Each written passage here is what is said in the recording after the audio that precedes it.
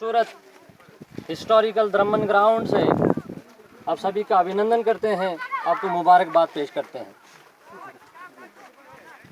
ये खूबसूरत ओकेजन काफ़ी लंबे अरसे के बाद नसीब हुआ, काफ़ी लंबे स्ट्रगल के बाद, मेहनत के बाद, डिमांड्स के बाद आज एलजी इंतज़ामिया ने इस मौके पे महाराजा हरि सिंह जी के सम्मान में उसके जन्मदिन पे छुट्टी का जो ऐलान किया है उसको भी मुबारकबाद पेश करते हैं। इस अवसर पे prime minister of India Shri Narendra Modi ji वो भी मुबारकबाद के पात्र हैं। हरि सिंह जी जम्मू कश्मीर के लास्ट डोगरा रूलर थे। उनके कार्यकाल में ही जम्मू कश्मीर का संपूर्ण विलय हिंदुस्तान के साथ हुआ। एक complete accession, complete integration Jammu Kashmir का हिंदुस्तान के साथ हुआ। अभी ये गौरव का विषय है कि उसके जन्मदिन पे आज एक दिन का जो अवकाश डिक्लेयर हुआ है, छुट्टी डिक्लेयर हुई है, ये हमारे लिए गौरवपूर्ण है। सेलिब्रेशन तो इस दिन पे बनती है, लेकिन साथ में हिस्ट्री के कुछ पन्नों का, कुछ मोमेंट्स का जिक्र करना भी बनता है। 1947 में जब हिंदुस्तान आज़ाद हुआ, हिंदुस्तान अलग हुआ, पाकिस्तान अलग हुआ, इंडिया इंडिपेंडेंस एक्ट 1947 उसने कुछ प्रिंसली स्टेट्स को एक मौका दिया, एक चॉइस दे दी कि आप इंडियन डोमिनियन के साथ आ सकते हो या पाकिस्तान डोमिनियन के साथ जा सकते हो। लेकिन महाराजा हरि सिंह, उनके विजडम की तारीफ करनी चाहिए कि उन्होंने इंडिपेंडेंट रहना मुनासिब समझा। उन्होंने यहाँ की संस्कृति, यहाँ की विरासत, उसको कंजर्व करने के लिए हिंदू मुस्लिम इत्तेहाद जो तब चरम सीमा पे था, उसको कंजर्व करने के लिए, उसको प्रोटेक्ट करने के लिए, उसको ज़िंदा रखने के लिए, रिसोर्सेज को कंजर्व करने के लिए उन्होंने एक क्षण भी विलंब नहीं किया, एक क्षण भी कोई सोचा नहीं और डिसीजन ले लिया, आउटराइटली एक डिसीजन ले लिया कि हम इंडिपेंडेंट रहेंगे। लेकिन 1947 के फ़ौरन बाद जब हिंदुस्तान अलग हुआ, जम्मू कश्मीर ने फैसला ले लिया कि हम अलग रहेंगे, इंडिपेंडेंट रहेंगे। लेकिन कुछ कॉन्स्पायरेटर्स, कुछ साजिशकर्ता,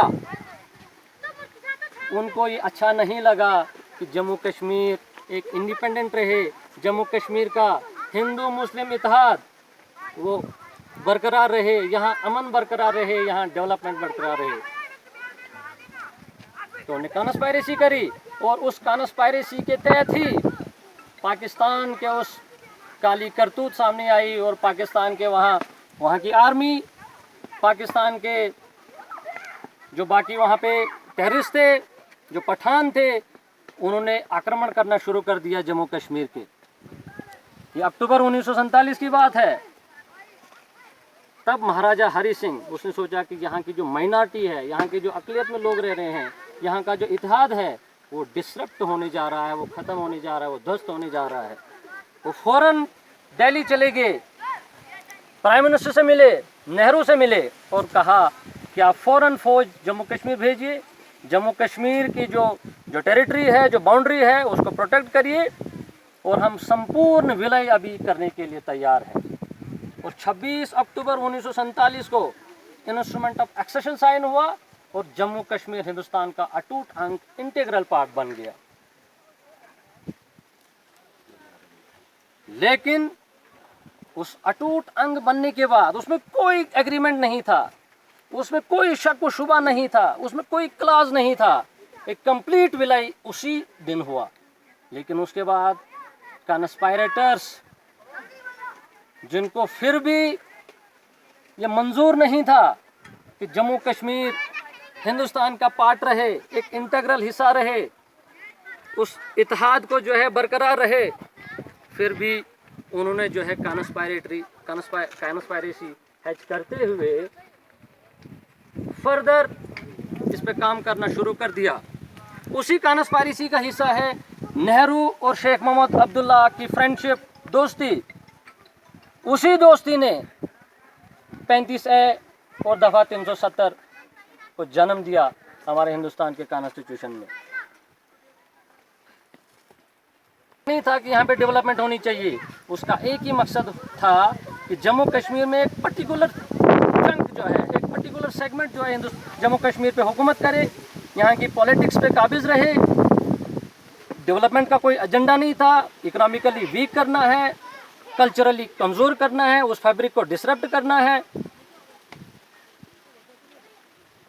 कानून बनता था, दफ़ा 370 की वजह से जम्मू कश्मीर में लागू हायर सिस्टम, इवन की कंप्लीटली पंचायत राज इंस्टीट्यूशन यहाँ पे फंक्शन नहीं हो पाया। जो ही दफ़ा 370 और 35 एक्ट ध्वस्त हो गया,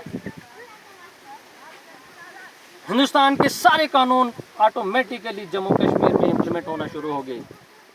यहाँ के डेवलपमेंट का कारवां शुरू हो गया। इकोनॉमिकली हमारा जम्मू कश्मीर उस ट्रैक पे चला गया और संपूर्ण विलय जो 1947 में हुआ था, लेकिन एहसास होना हमारे 1920 में ही शुरू हो गया कि जम्मू कश्मीर इंटीग्रल पार्ट है हिंदुस्तान का। जम्मू कश्मीर का कंप्लीट विलय हुआ है, उसका एहसास होना हमारे जो है हिंदुस्तान में 2019 और 2020 के बाद ही शुरू हो गया।